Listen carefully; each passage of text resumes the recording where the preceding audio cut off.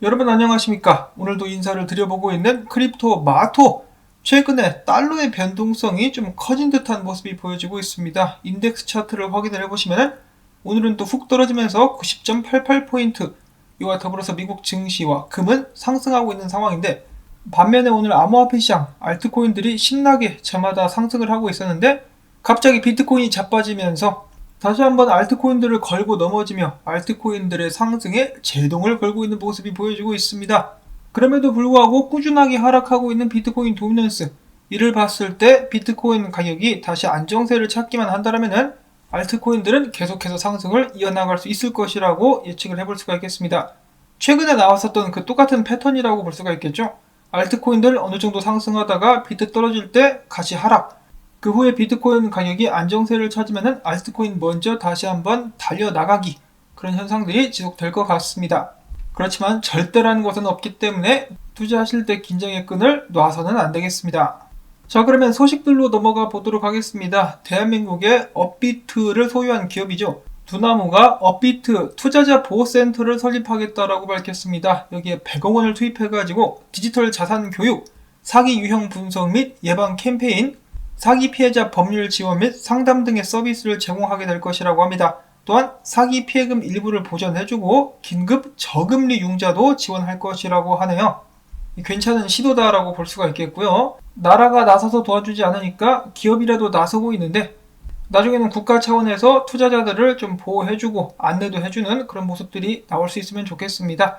이어서 마스터카드가 전세계 2030 세대에 18개국의 15,500여 명을 대상으로 설문조사를 진행한 결과 이 중에 77%가 암호화폐에 대해서 관심이 있다라고 밝혔다라고 하네요. 응답자 중에 40%는 나중에 결제를 위해서 암호화폐를 활용을 하겠고, 67%는 1년 전보다 암호화폐 사용에 대해서 더욱더 개방적이라는 데 동의를 했다라고 합니다. 암호화폐는 전 세계적으로 대세다라는 것을 다시 한번 확인을 해볼 수가 있는 부분이라고 볼 수가 있겠는데요. 그런 의미에서 전 세계적으로 비트코인 매수 가지야, 암호화폐 시장이 커짐에 따라서 파생상품 거래소 및 상품들도 늘어나고 있는데요.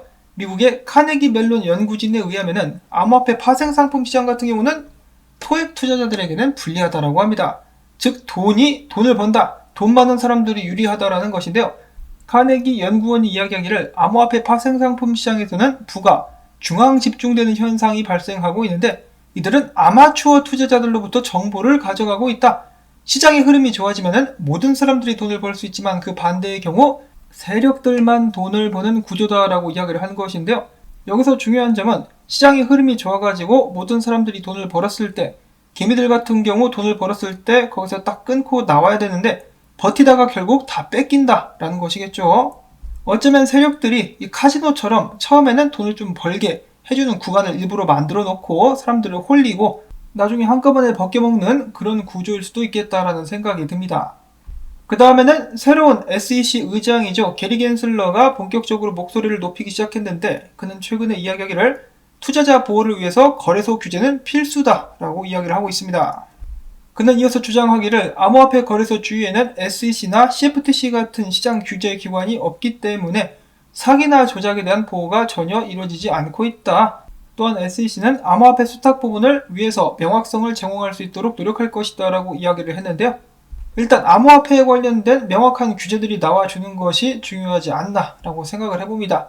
그리고 여기서 끝이 아니고 게리 겐슬러는 이야기하기를 SNS를 통한 시장 조종을 지켜보고 있다, 중점적으로 노려보고 있다라고 이야기를 했는데, 게리 겐슬러 눈이 또 부리부리하지 않습니까? 붕어는 저리 가라 할 정도로 카리스마가 넘치는 눈을 가진 게리 겐슬러가 SNS를 노려보고 있다라고 합니다. 특히 트위터상에서의 선동이라든지 그런 부분을 주의 깊게 관찰하고 있다는 것을 알 수가 있겠죠. 자, 그 다음 소식으로는 미국 재무부 산하의 해외 자산 통제국이 블록체인 추적 툴을 도입하게 될 예정이라고 합니다. 이들의 주 목적이 무엇이냐? 사이버 제재를 구현하는 게 목적. 일반 제재도 넘어서가지고 이젠 사이버 제재까지 하겠다. 자, 이란 같은 경우 그 외에 암호화폐를 활용해가지고 미국의 제재를 우회하는 그런 국가들을 딱 보니까 못마땅하다 이거죠. 이제 사이버 제재까지 구현을 하려고 노력을 하고 있다고 합니다. 무섭네요, 미국 정말. 그 다음엔 영국의 중앙은행 총재가 다시 한번 이야기하기를 암호화폐 투자자들은 모든 돈을 잃을 수 있다라고 경고를 하기도 했다라고 하네요. 건방지게. 얼마 전에 영국 중앙은행 쪽에서 마이너스 금리에 관련된 정보가 나와가지고 또 술렁거렸었는데 지들은 마이너스 금리 도입할 생각하고 있으면서 암호화폐 투자자들을 탓하는 모습. 그냥 너나 잘하세요. 너나 남의 일 상관하지 말고. 그 다음으로 이어서 오늘도 강아지 코인에 관련된 소식이 있었습니다. 어제 캐나다 KFC에서 도지코인 결제를 지원할 것이다 라고 이야기했는데 알고 봤더니 뻥이랍니다. 이 SNS 계정 담당자가 어떤 놈인지 모르겠지만은 닭다리로 한 대 후려버리고 싶네요. 그렇지만 그럼에도 불구하고 도지코인 상승에 깜짝 놀랐었던 노보그라츠. 그 전까지는 도지코인을 우습게 봤었다가 최근에 도지코인에 좀 우호적인 전망으로 돌아섰다라고 합니다. 그는 이야기하기를 개인적으로 도지코인을 너무 부정적으로만 봐왔는데 지금 매수하지는 않겠지만은 그렇다라고 해서 매도하는 것 역시 위험하다. 더 올라갈 수도 있겠다라고 본다라고 인정을 했다라고 합니다. 자, 여기서 얻을 수 있는 교훈. 돈 앞에는 장사 없다. 실제로 도지코인 같은 경우는 최근에 좀 내려오긴 했었으나 지속적으로 올라가려고 채비를 하고 있다라고 하네요. 보시면은 최근 저항을 뚫고 고개를 빼꼼 내민 모습을 확인을 해보실 수가 있겠습니다. 자, 과연 도지코인 1달러는 이루어질 수 있을 것인가? 최근 도지코인만큼이나 무섭게 상승하고 있는 코인이 이더리움 클래식이라고 볼 수가 있겠는데요. 코인베이스에서 현재 11% 프리미엄이 발생한 상태라고 합니다. 현재는 아니고 발생했었다라고 합니다. 자, 이것도 설마 기관들이 사고 있는 것인가? 라는 생각을 해보게 되네요. 자, 그 다음에는 국제 암호화폐 거래 플랫폼인 크립토닷컴에서 암호화폐 업계에서는 최초로 이탈리아 프로축구 리그와 파트너십을 맺고 이번에 유벤투스 대 아틀란타 코파 이탈리아 결승전을 공식 후원하게 될 것이라고 합니다. 그러면서 나중에 당연히 NFT 컬렉션도 출시를 하게 될 예정이고요. 축구 팬들을 위해서 새로운 경험을 만들 계획을 가지고 있다라고 하네요. 그리고 이어서 크립토닷컴 같은 경우는 레이비모드와 파트너십을 또 맺게 됨으로써 레이비모드에서 크립토닷컴 페이를 통해서 결제를 진행할 경우 20% 할인 및 10% 캐시백을 돌려주는 이벤트를 진행하고 있다고 합니다. 날짜는 다가오는 5월 21일까지라고 하네요. 그 다음 소식으로 체인링크의 네트워크가 매달마다 12%가량씩 성장을 이어나가고 있다고 합니다. 가격 같은 경우도 눈에 안 띄게 살짝 계속해서 올라가고 있는 체인링크. 체인링크와 더불어가지고 오라클 코인들이 최근에 또 강세를 나타내고 있다고 하니까요. 오라클 코인들도 한 번씩 알아보셔도 나쁘지는 않을 것 같습니다. 그 다음 소식으로는 뉴욕의 자산 운용사인 바네크가 유럽에서 최초로 암호화폐 ETF를 출시했다라고 하네요. 신청이 아니고 출시를 했다라고 하는데요. 비트코인이나 다른 암호화폐들에 대한 ETF는 일단 아니지만은 디지털 자산 부분에서 가장 크고 가장 유동적인 회사의 성과를 추적하는 ETF라고 합니다. 간접적인 암호화폐 투자 상품이라고 볼 수가 있겠네요. 지금 이 상품은 런던 증권거래소와 독일 증권거래소에 상장이 되어 있는데 바네크는 여기서 그치지 않고 호주의 ETF 제공업체인 베타쉐어스와 파트너십을 통해서 호주 증권거래소에 비트코인 ETF를 신청하기도 했다라고 하네요. 자, 아시아 쪽에서도 비트코인 ETF가 승인될 수 있을 것인가 기대를 한번 가져보도록 하겠고요. 그 다음으로는 미국의 최대 크루즈 여행사 중에 하나인 크루즈 트래블 아울렛에서 암호화폐 결제를 지원하기 시작했다라는 소식이 나왔었고 그 다음에는 라스베가스의 카지노 리조트 월드 라스베가스에서 미국의 암호화폐 거래소 제미니와의 서비스 제휴를 또 진행을 했다라고 하네요. 한마디로 카지노 안에서 암호화폐를 활용할 수 있도록 하는 그런 서비스를 준비 중에 있다라고 하는데요. 자, 이 카지노도 그렇고 크루즈 여행사도 그렇고 전염병 때문에 타격을 꽤 많이 받았을 것 같은데요. 암호화폐를 통해서 나름의 성과를 내기 위해서 노력을 해주고 있습니다. 이어서 비트코인 관련된 소식들을 알아보는 시간을 갖도록 하겠습니다. 최근에 다시 한번 비트코인은 너무나 많은 에너지 소비를 요한다라는 그런 주장이 나오고 있는 가운데 노르웨이의 환경부 장관이 비트코인을 보유 중이라는 사실이 밝혀지면서 다시 한번 주목을 받고 있다고 하는데요. 비트코인에 관련해가지고 계속해서 좋은 정보를 제공하는 다큐멘팅 비트코인이라는 트위터 계정은 이야기를 하기를 세계에서 가장 재생에너지에 중점을 둔 정부의 환경 정책을 수행하는 장관이 비트코인에 대해서 가치 저장 수단으로서 적합하다라고 여기고 있다라고 해석을 했다라고 합니다. 가치 저장 수단으로서의 비트코인. 이 비트코인에 투자를 한 스퀘어 같은 경우는 비트코인에 투자를 한 후 비트코인을 단지 들고 있는 것만으로 지금까지 2억 7,200만 달러의 수익을 올리고 있다라고 하죠. 이를 본 기업들이 하나둘씩 비트코인 시장으로 뛰어들고 있는 상황. 이런 상황 속에서 마이크로스트로지의 CEO 마이클 세일러문 같은 경우는 이야기하기를 비트코인을 불법화한다 할지라도 비트코인은 존재의 위협을 받지 않을 것이다. 전 세계에는 생존을 위해서 디지털 자산을 필요로 하는 80억 명의 사람들이 있다. 비트코인은 21세기에 새롭고 강력한 가치 자산이 될 것이다.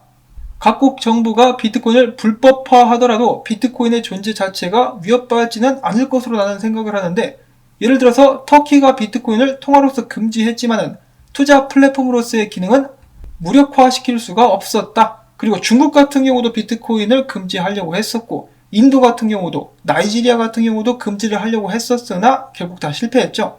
불멸의 비트코인이라고 볼 수가 있겠는데, 마이클 세일러 같은 경우는 일단 이더리움에 대해서는 투자할 계획이 없다라고 합니다.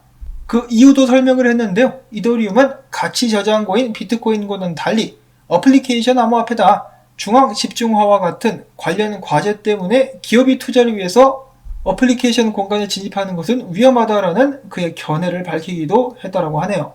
그리고 이어서 지금 현재 비트코인이 약세를 보여주고 있는데, 그레이스케일의 GBTC 프리미엄은 여전히 마이너스 프리미엄을 기록하고 있다고 합니다. 안타깝죠? 코인베이스 프리미엄과 그레이스케일의 GBTC 프리미엄이 콜라보를 이뤘을 때 강력한 비트코인의 상승이 나오곤 했었는데, 최근에 GBTC 같은 경우는 약간 힘을 좀 못 쓰는 그런 모습이 보여지고 있습니다. 그 반면에 라이트코인, 그레이스케일 상품을 보시면 프리미엄이 엄청나게 붙었죠. 조만간에 라이트코인 한번 쏠 수 있을 것인가 기대를 한번 해보도록 하겠습니다. 이어서 암호화폐 분석 업체 글래스노드의 분석을 살펴보게 된다면 비트코인 장투자들이 다시 한번 비트코인을 모으기 시작했다. 데이터를 봤을 때 작년 10월 이후로 비트코인 장투자들은 비트코인을 매집하는 모습을 보여주지 않았었는데, 그때 이후로는 첫 번째로 4월 초부터 다시 한번 매집이 시작되는 것을 확인해 볼 수가 있었다라고 이야기를 했습니다. 여기는 녹색 구간이 매집을 의미하는 그런 데이터라고 하는데요. 4월 초부터 그들이 매집을 하기 시작했다.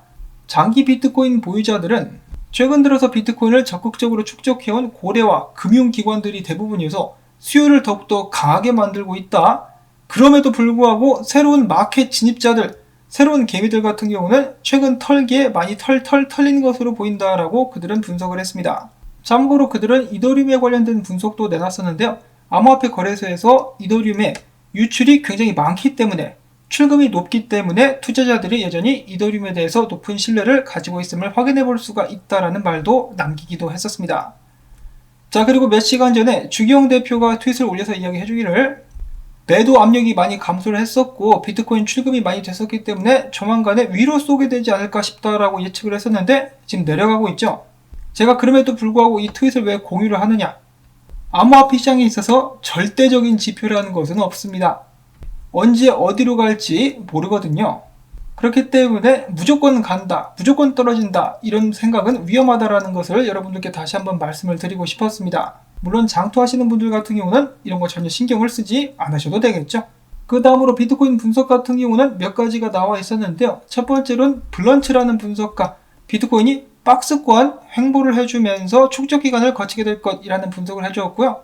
인컴 샤크라는 유명 분석가도 똑같은 분석을 내놨었습니다. 그러면 이 동안에는 계속적인 알트코인들의 상승을 기대를 해볼 수가 있겠죠. 부디 신나는 알트장이 계속될 수 있기를 바라보면서 오늘 준비한 영상 여기서 마무리를 짓도록 하겠습니다.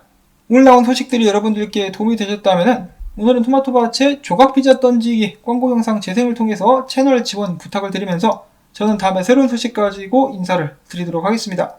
안녕히 계십시오.